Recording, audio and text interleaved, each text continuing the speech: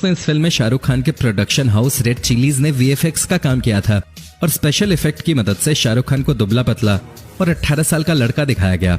और तो और दोस्तों, रेड चिलीज की वीएफएक्स टीम ने रोहित शेट्टी की डायरेक्शन में बनी चेन्नई एक्सप्रेस में भी स्पेशल इफेक्ट्स दिए थे। ये फिल्म कितनी बड़ी ब्लॉकबस्टर थी ये तो हम सभी को पता है। वीएफएक्स टीम ने इस फिल्म में बहुत से जटिल बदलाव किए थे।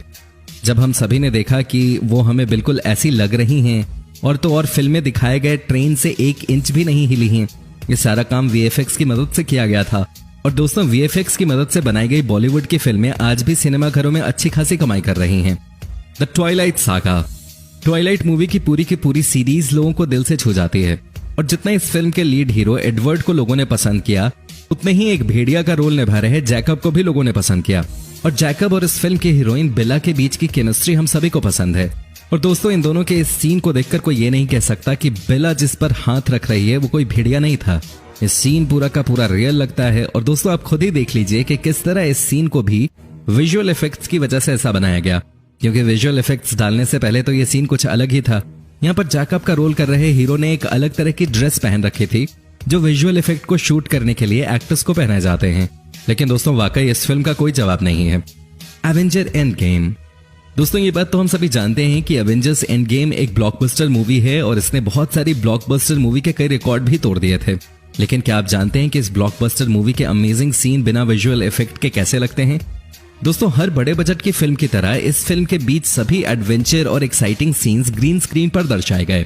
इस फिल्म में भी एक सीन है जहां पर सुपर हीरोज हर तरफ आग से घिरे हुए गोलों से निकल कर आते हैं। ये सब के सब आग के गोले स्पेशल इफेक्ट्स के कमाल से बनाए गए थे। और तो और दोस्तों, इस फिल्म में जब अवेंजर्स फाइटिंग करने के लिए जाते हैं तो उन सुपर हीरोज के सामने इतनी बड़ी आर्मी नहीं खड़ी होती, बल्कि सिर्फ और सिर्फ 6 लोग खड़े होते हैं। और दोस्तों, इस फिल्म में बहुत से ऐसे सीन्स हैं जो विजुअल इफेक्ट के साथ और उसके बिना दोनों ही तरह से परफेक्ट दर्शाए गए। हैरी पॉटर, दोस्तों अगर आप भी हमारी तरह हैरी पॉटर के फैन हैं तो उनकी उस मूवी का वो गेम जहां पर झाड़ू से उड़कर सोने की एक अनोखी बॉल को पकड़ना होता है, और इस गेम को खेलते वक्त एक्टर्स को बहुत डिफिकल्ट सीन शूट करने पड़े हैं। और झाड़ू से उड़ने वाला सीन पूरी हैरी पॉटर मूवी सीरीज में अलग अलग जगह पर दिखाया गया, लेकिन असल में झाड़ू रत्ती भर भी उड़ नहीं रही थी। ये पूरी की पूरी सीन ग्रीन स्क्रीन की मदद से बनाई गई है। हालांकि अगर हम हैरी पॉटर मूवी की बात करें तो इस मूवी में बहुत से ऐसे सीन हैं जो स्पेशल इफेक्ट की वजह से बनाए गए। लेकिन दोस्तों, फिल्म के एक्ट्रेस हरमाइनी का लाइब्रेरी वाला सीन तो सच में कमाल का था। जैसे ही वो बुक्स को अपने शेल्फ के पास छोड़ देती हैं, वैसे ही वो बुक उड़कर अपने आप ही अपनी जगह पर सेट हो जाती है। और दोस्तों, इस सीन में असल में ग्रीन ग्लव्स पहने लोग बुक्स को ऊपर पकड़ कर रखते हैं और स्पेशल इफेक्ट्स की वजह से ऐसा लगता है कि बुक जादू से ऊपर चली गई। एवेंजर एज ऑफ अल्ट्रॉन, दोस्तों जब आप एवेंजर जैसी मूवी देखने जाते हो तो आप अपने दिमाग में ये बैठाकर जाते हो कि आज आपको धमाकेदार एक्शन और विजुअल इफेक्ट का कॉम्बिनेशन देखने को मिलेगा। इतने बेहतरीन दृश्य को दर्शाने के लिए फिल्म में काम कर रहे कलाकारों का जितना हाथ है, उतना ही हाथ इस फिल्म की वीएफएक्स टीम का भी है। फिल्म में विलन का रोल निभा रहे जेम्स को उस रोल के लिए काफी मेहनत करनी पड़ी। न सिर्फ उन्हें अपनी बॉडी मूवमेंट पर काम करना पड़ा, बल्कि अपने फेस एक्सप्रेशन पर भरपूर मेहनत करनी पड़ी ताकि वो विलन के रोल को परफेक्टली निभा सकें। और जब ये इस सीन की शूटिंग कर रहे थे तो विजुअल इफेक्ट की पूरी टीम ने इनके द्वारा शूट किए गए सीन्स को इस तरह बनाया कि फिल्म देखने वाले को हर शख्स इस फिल्म के हीरो के साथ उसके विलन को भी याद करें। दोस्तों, फिल्म में किसिंग सीन्स भी दिखाए जाते हैं, लेकिन कुछ सीन्स बिल्कुल रियल होते हैं।